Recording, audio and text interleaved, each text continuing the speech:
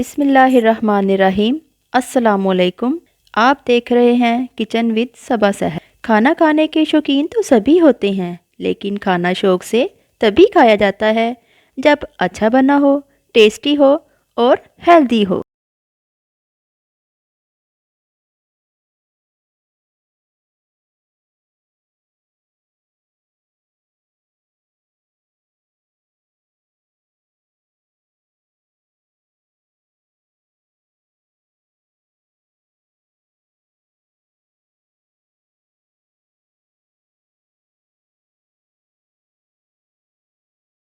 आज हम बनाने लगे हैं जामे शीरी क्रीमी फ्रूट चाट। इसके लिए हमें जो चीजें दरकार होंगी, सबसे पहले हमने एक पैकेट क्रीम का लेना है, जो 200 मिलीलीटर वाला जो आता है ना पैकेट, वही वाला बाजार से जो मिलता है। और उसमें हमने 2 टेबलस्पून जामे शीरी का ऐड कर लेना है और इन दोनों चीजों को अच्छे से आपने बीट कर लेना है। मुझे जामे शीरी थोड़ा कम लग रहा था, मैंने इसमें थोड़ा सा और ऐड कर लिया ताकि इसका ब्राइट कलर आए। और अच्छे से इसको आपने बीट कर लेना है। ये देखिए दोनों चीजें बीट होकर रेडी हो गई हैं। अब बीटर का काम हुआ खत्म। अब हम इसमें अपने फ्रूट्स ऐड करेंगे। अब बीट की हुई क्रीम में मैंने ऐड किए हैं 3 अदद सेब, जिनको मैंने बारीक चॉप कर लिया था, और 3 अदद ही मैंने केले लिए हैं, जिसको मैंने बारीक काट लिया है। तमाम चीजों को अच्छे से मिक्स कर लें पहले आप। अब मैं इसमें ऐड कर रही हूँ मिक्स फ्रूट, जो टिन में आता है बाजार में, वो वाला। तकरीबन 1 कप के करीब है मेरा। इसमें आपने इसका पानी जो होता है वो ऐड नहीं करना, इसको स्टेन करके आपने फिर डालना है। और इन तमाम चीजों को आप अच्छे से मिक्स कर लें। ये देखिए फ्रूट्स और हमारे क्रीम जो था इसके साथ वो अच्छे से मिक्स हो गई हैं।